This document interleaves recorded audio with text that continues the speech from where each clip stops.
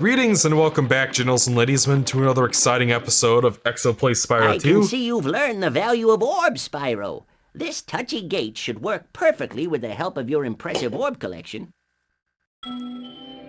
Alright, so here's the last normal stage in Spyro 2. And I like to think that the level in Ratchet & Clank is a reference to this, but who knows, it's called Metropolis.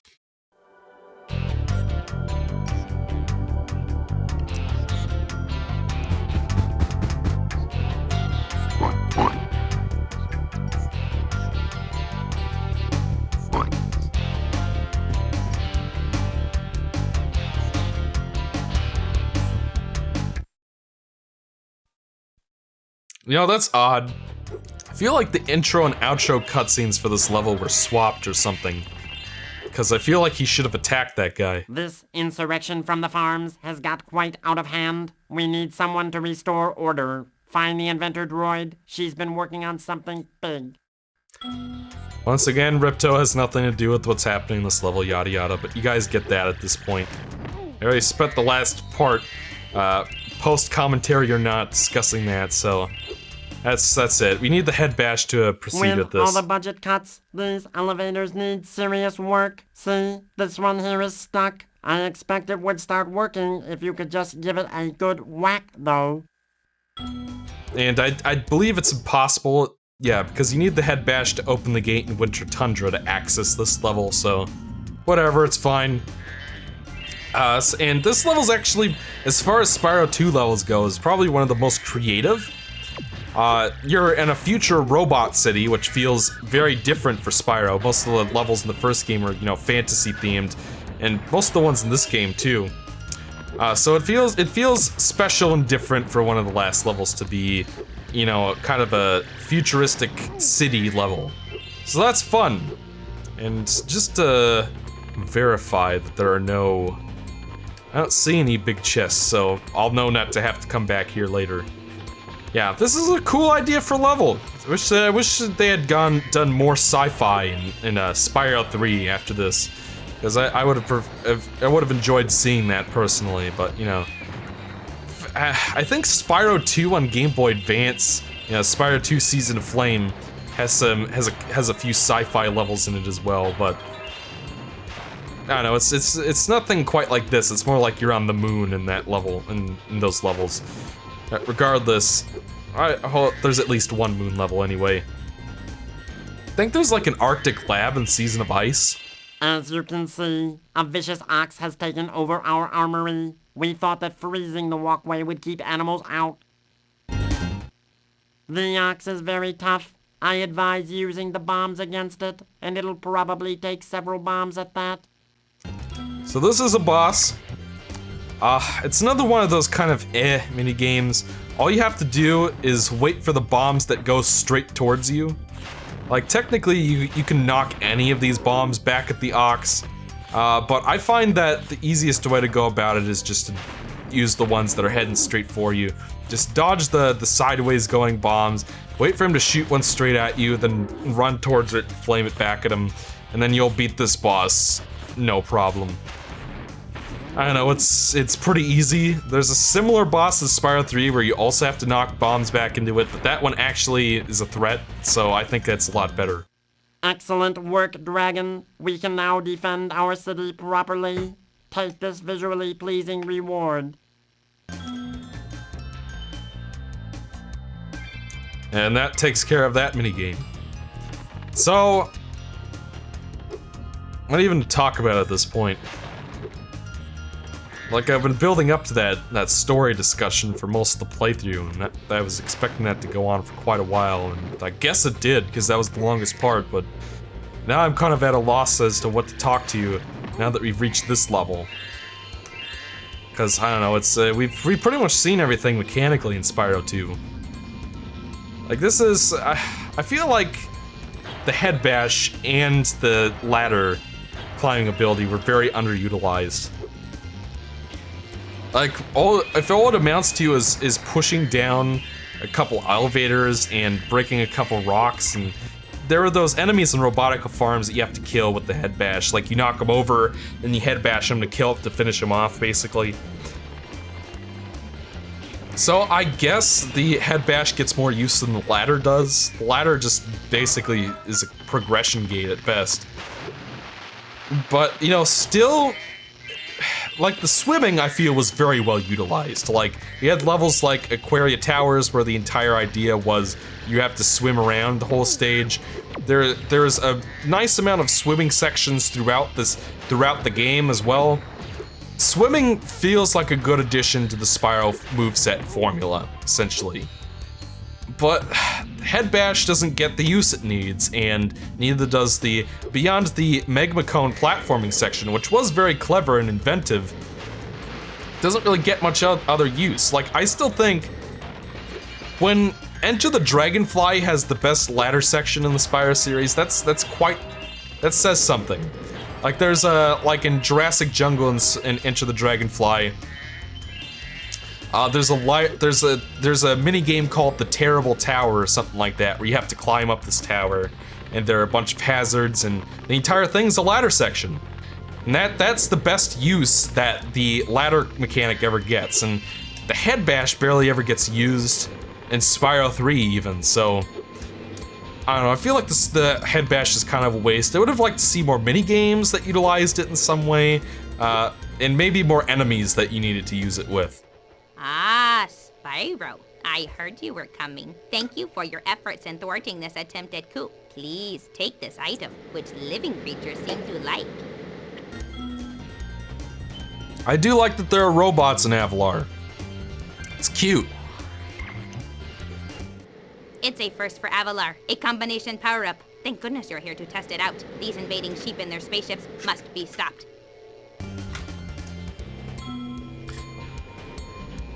All right. So these sheep. So you might have noticed that all the enemies in this game are farm animal alien themed enemies. Like you have the space cows, and you have the sheep and the saucers, and you have, I think, some pigs on rockets as well. And we're actually going to be seeing some of those enemies again in Spyro 3, like the exact same character models even. Which is something I will criticize about Spyro 3 as it comes up. Don't you worry. If I'm gonna be kind of nitpicky with this playthrough, I'll be sure to do that with Spyro 3 as well, just for fairness' sake. So basically all you have to do is fly around this. This is a fun minigame, I must say. Because basically you get to use Super Flame and Super Flight at the same time. Which is fun. It's a nice way to, you know, sort of cap off the, you know, the power-ups within stages, is have the last one be, you know, a combination one and whatnot. And that's fun and interesting and neat. Excuse me, how did I not hit that guy? There we go, we got him. Excellent work. You knocked those sheep right out of the sky. This orb device is proof of your skill. So I guess this lady has several... I knew it. Those first sheep sent out a distress call. The next wave of saucers is incoming. So once again, we have 2 waves to go, or, you know, like, you know, that sort of difficulty design of you do one easy round, then you do a harder round. So, like, once again, like, I don't really hate any or dislike or even have much bad to say about any of the levels in Winter Tundra. They're all well done. And that does include Metropolis. Metropolis is a fun, straightforward stage. I wish that there, like, it's one of the highlights of Spyro 2 for sure, just in terms of the level itself and the concept nice of it and all airman. that. You've proven the genius of my double power-up invention. Here, keep this to commemorate your victory. So that's the last orb for the stage. All we have, and that's the last orb in the game too. So, yeah, kudos to ourselves. So we'll just go grab these gems up here, and there's a chest back earlier in the level that we couldn't break earlier. So we'll go get that too, and we'll move on as necessary. So the chest is back this way, and you do have to kind of hurry because I do find that the power-up meter starts to wear down quicker once you leave that room. And, you know, obviously your normal glide is replaced with the super flight, so You gotta keep that in mind, platforming-wise. And there we go, that's it. That should be the last gem, and that's it. We done, fam. Which does get me wondering if I missed any gems in the previous level, but we'll leave the stage and see what else we gotta grab.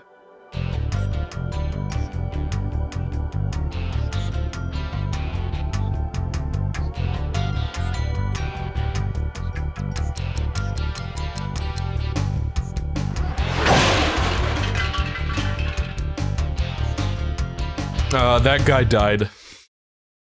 Yeah, and it's nothing new, but yeah, fuck it. So yeah, let's see. Let's check our guidebook real quick and see if there's anything we're missing before we go fight the final boss. So yeah, as you can see, Summer Forest, you have, you know, respectable amount of stages. Autumn Plains, it's completely full. And it looks like I missed gems in Summer Forest? Okay. We'll go back for that before we go fight the final boss. And then you can see with Winter Tundra, we'll have Ripto's arena on there as well. And probably Dragon Shores, so even then it's still shorter than this one. So, like I was saying, most of the game's in the middle. And I don't know, I feel like the amount of stages they had in Winter Tundra was just right. This, pacing-wise, I would have liked worlds with this amount of content in it, and maybe have 4 of them instead. That would have worked swimmingly. But I don't know why it's not like that. You know, some of the other commenters seem to think that there was supposed to be a 4th world as well, so who knows. So go grab the 2 gems that we missed, which is simple because the game just gives you the gem finder from the get-go for some reason. I don't know why. Looks like our gems are this way. We'll just get her done. It's up here somewhere. It's probably gonna be around a corner or something, and that's gonna really annoy me that I missed it when I find it eventually. It's this way. How the fuck did I miss that? Okay. Now Summer Forest is done. Now we can go fight the final boss. That's it, folks. I believe the portal is over here. We'll take that back, go up the stairs and go fight Ripto, which is a highlight of the game. I don't think Ripto is built up very well as final boss or the threat that the plot makes him out to be, but the fight with him is pretty good. Like the actual, you know, gameplay-wise, the fight is just fine. And certainly a highlight of Spyro 2, we'll just call it that. Like the arena that you fight him in and, you know, the fight itself. Alright, Spyro! You've got the orbs. Defeat of Ripto is only moments away, right? Right? Well, anyway, good luck. He's right through this door. Alright, let's go fight Ripto.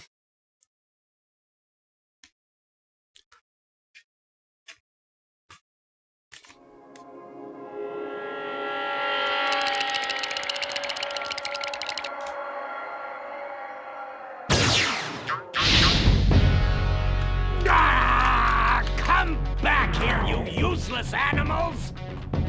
Hey, Shorty! Maybe I can help. What? You again? Yep. If you want to test that power crystal, why don't you try it on me? I'll stand still, I promise. I like that idea. Dragon, you've just sealed your fate! Alright, so like I was getting at, Ripto boss fight's pretty damn good. It's probably the best final boss fight in the entire series, honestly. Spyro, we want to help you fight Ripto. Elora is using the orbs you collected to store power-up energy. Hunter will throw the powered-up orbs to you as they become ready. Even as we speak, the professor is experimenting with new forms of power-up energy, so you'll soon have abilities that no one has ever seen before. And there's only really one ability that you haven't seen before, but, you know, regardless. This boss is really fun.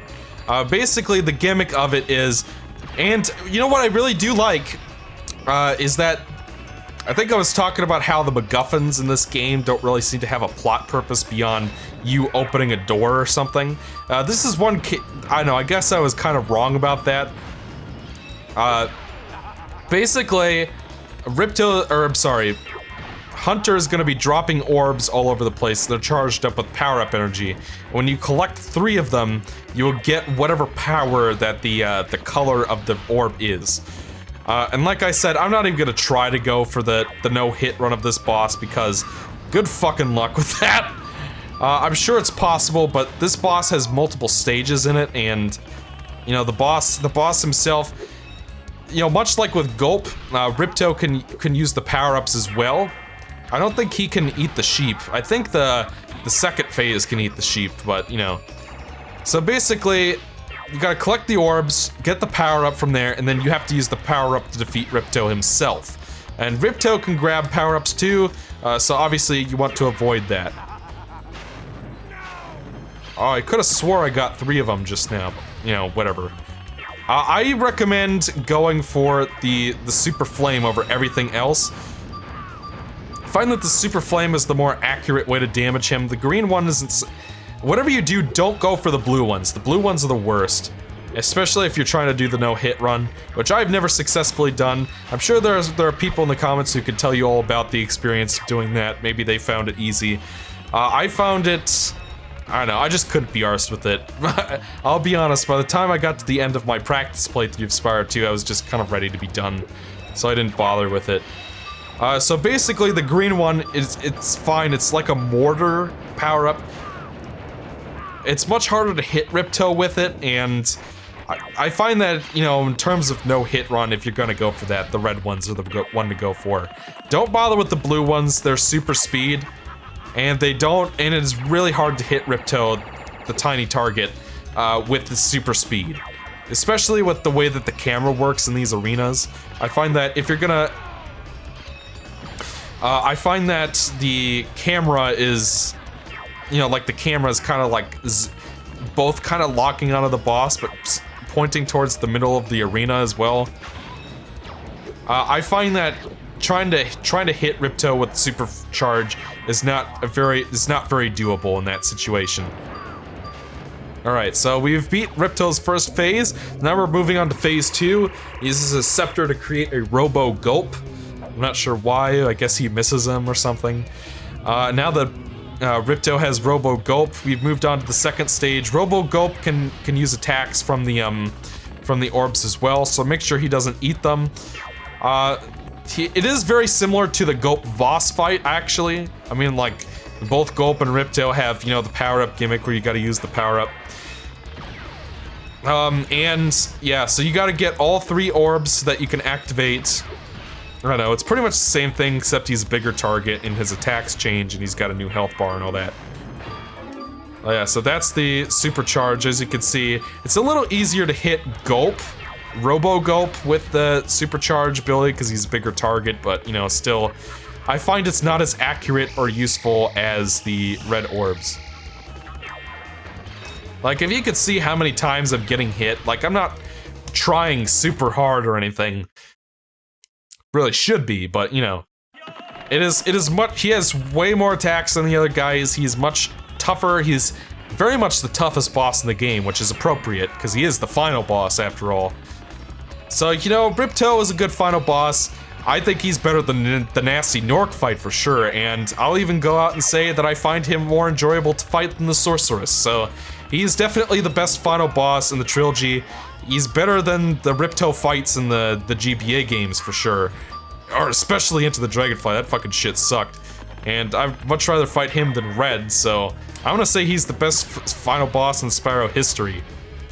The final boss is really well done, folks. I can't stress that enough. For all of the negatives and minor points that I've pointed out throughout this playthrough, I want to stress this. This game has pretty much a pitch perfect ending as far as final bosses go. Oh god, those blue orbs are giving me Enter the Dragonfly flashbacks. I'm gonna have PTSD is what I'm gonna have. Ooh, I gotta make sure we don't hit those. I'll get 2 of them. And like I said, he's no pushover too. He's actually a decently challenging boss, so I do like how his eyes bug out, you know, when you know, whatnot.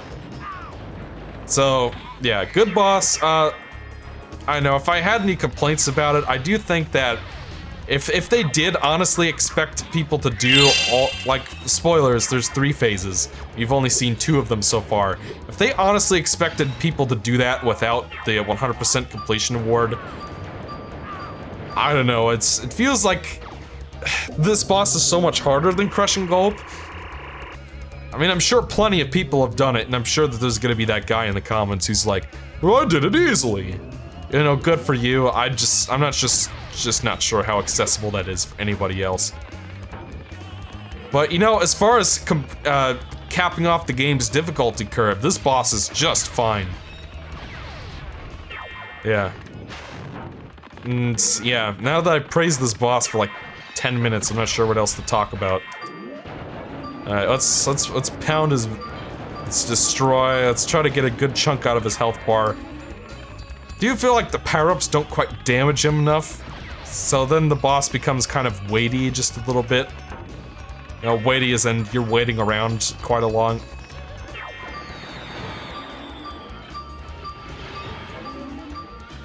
See, I only landed 2 hits on him. I think you do more damage with it, which is appreciable, but, you know, still. I'd much, like, I do appreciate, like I was kind of getting at earlier, that the orbs have some kind of purpose in the final boss. Because otherwise, it just feels like you're collecting stuff just because the game says you have to. So I'm glad that it kind of comes back in the end just a little bit, that I do appreciate. Oh boy.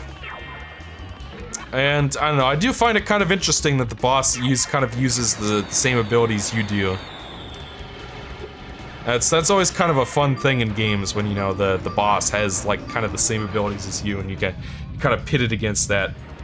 You might end up going a little bit over time here, but, you know, we're almost done with this boss. Hey, whoa, what's going on with Hunter back there? You just fell into the lava. You guys see that in the background? It's the first time I've ever noticed that. So now we get to the 3rd phase. So like and I have to mention the fucking music. Like, totally knocked the final boss music for this boss out of the park. Like, I can't remember Nasty Nork's boss theme. I think it's just the Toasty theme, honestly, if I remember correctly. I can barely remember the Sorceress's boss theme. I can remember Ripto's boss theme from the 4th game, but that's just a remix of Gulp's boss theme from this game. But this boss is this 3rd phase feels like the perfect way to cap off the fight. Ripto's flying around on this weird bird thing with like a jet booster on it, and you have to fly around and avoid his fire while shooting super flame fireballs at him until his health goes down. That's the last part of the fight. He could fly around all over. Obviously, you've got lava at the bottom, so you don't want to fall in there and die. This boss is just cool. It's well done. And it is genuinely a highlight of Spyro 2. And, you know, as far as being a good final boss, I can give Ripto credit for that much. He may not accomplish much in the story, but at least he makes a satisfyingly final challenge. Yeah, and so Ripto died. Or did he? I don't know, maybe there's more to it than that, but we'll see. Yeah, I got some cutscenes, folks. Hope you enjoy.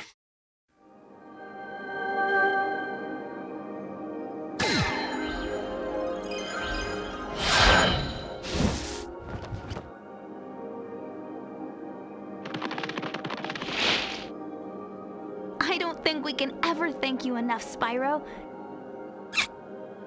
I suppose you have to go now? Yeah, I'd better. They'll be missing me in the Dragon Worlds, and I've still got a vacation to take. I need it more than ever now. Before you go, I think that Moneybags has something he wants to give you.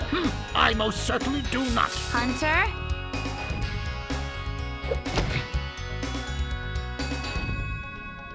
Spyro, Moneybags is very sorry that he made you pay so much on your way through Avalar. We want you to keep the gems as a reward for helping us. Wow, thanks. Sparks, can you grab them? Let me just type in the new coordinates and... There! Spyro, you can now go to Dragon Shores. Hey, why don't you guys come with me? I bet you could use a holiday. I'm afraid we can't, Spyro. Ripto may be gone, but he caused a lot of damage during his short stay. We'll be He cleaning did up for nothing. weeks. Just remember, though, that you can always get back to Avalar from Dragon Shores if you want to visit. Well, okay. Come on, Sparks. We've got a lot of vacation to catch up on.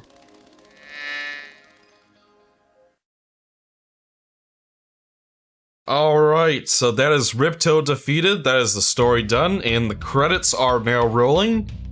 So I think it's finally time to get into my final thoughts on Spyro 2, even though we do have some gameplay left to go after this. I think overall I'd say Spyro 2, I even go farther than saying it's a great game. I say it's an excellent game for the PlayStation. Definitely in my top 10 PlayStation games for sure. It has excellent graphics, a significantly better soundtrack than the one from the first game. The graphics are, slightly improved as well, as long as we're talking about that. The controls feel like an improvement over the first game as well. The boss fights sure as hell are an improvement over the first game. And there are a lot of, other little touches here and there that do feel like, polishing up on the formula compared to the first game. Part of me does really appreciate this game's commitment to weirdness and being weird and, having strange NPCs and strange stuff that happens. Even though it can be kind of off-putting at times, it means that this game is definitely very memorable. It's hard to forget about stages like Metropolis or Idle Springs here or Aquaria Towers or anything else. You remember this game. It sticks with you. And on that note, I do think that the world of Avalar was certainly a lot more interesting than the Dragon Realms were, and the world building is pretty well done for a PlayStation game of its time, Let's see, what else do I like? I like a lot of the characters as well, like the Avalar cast, Elora, Hunter, Moneybags, and the Professor. Those are all fun characters that you remember. Even Ripto can be pretty entertaining, even if I have some criticisms of him. Gameplay-wise, the overall level design is strong. The levels are fun to play in this game. And in terms of carrying on that, the sort of the core appeal of the first game, I thought, was that Spyro the Dragon was a collectathon that cut out a lot of the fat and just made it very straightforward and tightly paced, and that's what made it so much fun to revisit. And while Spyro 2 isn't as tightly paced as the first one, a lot of that appeal still does carry over to the sequel. So, yeah, and so when it comes to the big picture kind of stuff, Spyro 2 is an excellent game, and a very well crafted experience for the PlayStation. And there is a part of me that understands why this is the fan favorite game in the series, but personally, I just could not disagree more. I think Spyro 3 is by far the best Spyro game ever made and succeeds everywhere that this game fails, because this game, while, in the big picture sense is excellent, it has flaws, and minor though they may be, even minor flaws can add up to something big when there are enough of them. Where to begin? The story is built on contrivances, builds up a Gruntilda effect with Ripto that never sees its way to the end because level plots are not sufficiently connected to the main plot of defeating Ripto, beyond you need to collect MacGuffins because the game says so, and you get MacGuffins for playing levels. So that's not very well connected. Ripto is built up as being this big troublemaker that you have to stop, but he never actually fucking does anything. So that menace is not sufficiently established. Let's see, there's that awful third act twist where they try to trick you into thinking Ripto's dead, but nobody's gonna believe that, and it's just a bunch of clunky scenes one after another.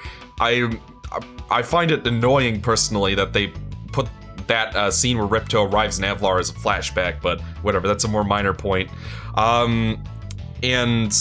Ripto has no backstory or motivation, so you don't know why he's doing what he's doing or why he hates dragons.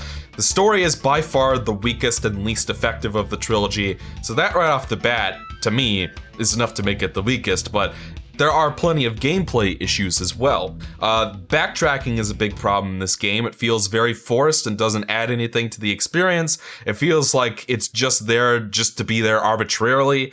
I don't enjoy having to go back and basically replay the entirety of Shady Oasis a second time just because the game arbitrarily decided that that was a thing that needed to happen. I feel like the way that this game distributes levels and paces out the content is flawed as well. Like, why does Autumn Plains have 12 stages in it when Winter Tundra feels like half the length? That doesn't make any sense to me. They should have distributed the levels more evenly and had an extra hub world in there, I feel like. I feel like there really should have been 4 hub worlds, because Winter Tundra, pacing-wise, feels perfect. Like, having 4 levels and a speedway, in a boss fight, that feels perfect. And I wish that they had done that for the other hub worlds as well. Let's see, what else is there I don't like? Minigames. They're kind of half and half in terms of quality. Some of them are really fun mechanical challenges, like the Super Flame Super Flight section in Metropolis. That was really fun. And about half of the minigames fall into that category where they're fun mechanical challenges, but the other half of the minigames I find are all flawed for one reason or another. You have minigames like the hockey, or the save the bone builders from the lava lizards, or crystal popcorn, where it feels like the only challenge that comes into play comes from the fact that the camera isn't focusing where it needs to be focusing. You have other minigames like the turtle soup minigame, or I don't know, George the Snow Leopard. Well, that's not a good example. Or how about saving the hippos from the lava, where it feels like there's no actual challenge and it's far too easy. The Monkey in a Barrel mission, that's another example. And then you have mini games like George the Snow Leopard and the Electro Thief mission, where they're just baffling and I'm not really sure what you're supposed to get out of it. So some of the mini games are good and the other half aren't. And ultimately, I feel like people just kind of assume that Spyro 2 is better than the first one. Like I said, there are plenty of improvements to speak of, but I don't think it's as clear-cut as people make it out to be sometimes. And honestly, I feel like Spyro 1's kind of an underrated title in general. There are a lot of strengths that get overlooked, like the excellent level design and, you know, the tight pacing and, you know, all that stuff. There's a lot of great stuff to like about Spyro 1. Go watch my Spyro 1 playthrough to learn more about that. But really what it boils down to is I think Spyro 3 does everything that this game tries to do significantly better. The music is better, the graphics are better, the level design is better, the minigames are better, the variety is a lot more interesting and consistently challenging, the plot actually works, all sorts, pretty much everything I feel is better in Spyro 3. So playing Spyro 2 just feels like Spyro 3 Lite to me because I've played Spyro 3 so many times, and I played that before Spyro 2. It is true that I've never played the New Game Plus mode in Spyro 2, so maybe I'd play that and understand more where people are coming from in terms of this being the best, but ultimately, Spyro 2 lacks the tight, straightforward pacing of Spyro 1, and, you know, if I want a straightforward collectathon that cuts out all the fat, I'm gonna go play Spyro 1. If I want a collectathon with lots of minigames and variety, I'm gonna go play Spyro 3. Spyro 2 is just the awkward middle child that doesn't nail either of those things and has a whole bunch of issues on top of it. Maybe most of the issues with this game are minor in the grand scheme of things, but, you know, just because they're minor doesn't mean they aren't problems, and they all add up. And if I'm comparing this to the prequel and the sequel, I feel like Spyro 1 was about as good as it possibly could have been, and I feel like Spyro 3, even though it has its own problems that I'll discuss in that playthrough, is about as good as it could have been. So, yeah, Spyro 3, there's a part of me that does understand why people like it the most, but I just can't agree. When I look at the facts, when I examine all three of these games critically, I feel like Spyro 2 pans out the weakest in terms of what it sets out to do versus what it actually accomplishes. But certainly I would recommend this game. It's a high quality entry in the Spyro series. It's better than any Crash Bandicoot game I've ever played, so I could say that much. It's better than Banjo-Kazooie 1 and 2. It's better than Super Mario 64. I don't know, in terms of other it's better than Jak and Daxter, the Precursor Legacy, so yeah, I definitely recommend this game. Go check it out. I think you will enjoy it. But Spyro 3 is better, in my opinion. But, you know, regardless. I'll see you guys in the next episode. We have some skill point stuff left to do. Until then, I'm Exo, and I'll see you guys next time.